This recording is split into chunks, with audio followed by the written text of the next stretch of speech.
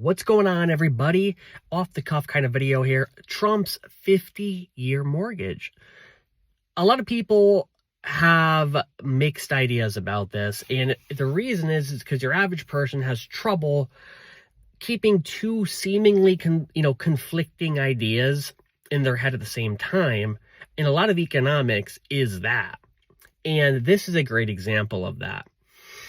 Unfortunately, a lot of people in the broader kind of mainstream finance community, as well as a lot of the crypto guys who just don't really have a background in this kind of stuff, no one is really, I can't say no one, but a lot of people don't really understand how to address this. Some people are saying, you're going to be trapped in debt, and, this is terrible. And then some people are saying, this is great. Why wouldn't you take it? Here's the reality, and I'll break it down for you. This is a bad policy governmentally, and I'll explain why in a minute, but you'd be stupid not to take it, right? Those seem conflicting, but they're not. This could be good on the individual level, but bad government policy broadly speaking. And the reason is this. A lot of you're going to be trapped in debt and all that, here's the reality. If you can get a loan for a house for 50 years, whatever the interest rate is, there's a good chance you'll be able to invest the difference into something that's going to bring you better returns than that. Okay? And especially if you're comparing it to rent, where if it's relatively similar in, monthly payments, well, one of them you can have equity in. But it's going to take 50 years. You're going to be dead. No, you're not.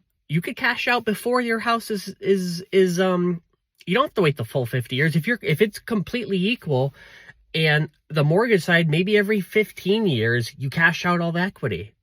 And if the price is the same, you'll come out ahead on the mortgage side because you are building some equity versus renting. So the whole idea of you're going to get trapped, you don't have to foresee the mortgage all the way to the end. These people don't know anything. But and so you would be stupid not to take it. Of course, a 50-year mortgage, you're going to be trapped in debt. It's secured debt. It's not like they're going to go after other things. Like, it's secured by the house. The most you could lose is pretty much the house. And you could invest the difference, into other things you'll be more wealthy if you take the difference and invest it into something. But regardless, I think you understand that. But why is this bad? Well, it's not going to make housing cheaper. And the reason is because this is an artificial expansion of the credit supply. Plain and simple. This is Keynesianism. This is no good.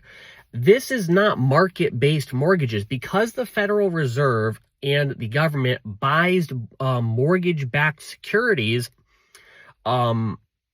this is not a free market. Okay, this is government backing loans that would not be made otherwise in the private sector. So what this is going to do is it's going to allow people who otherwise wouldn't be able to get a house, so cool, but it's going to create a massive asset bubble. Rather, it's going to continue the asset bubble in housing that we already have. This is textbook. This is a artificial expansion of the credit supply, which is going to artificially push up demand, and there's going to be a ton of malinvestment, and eventually there's going to be a big wipeout.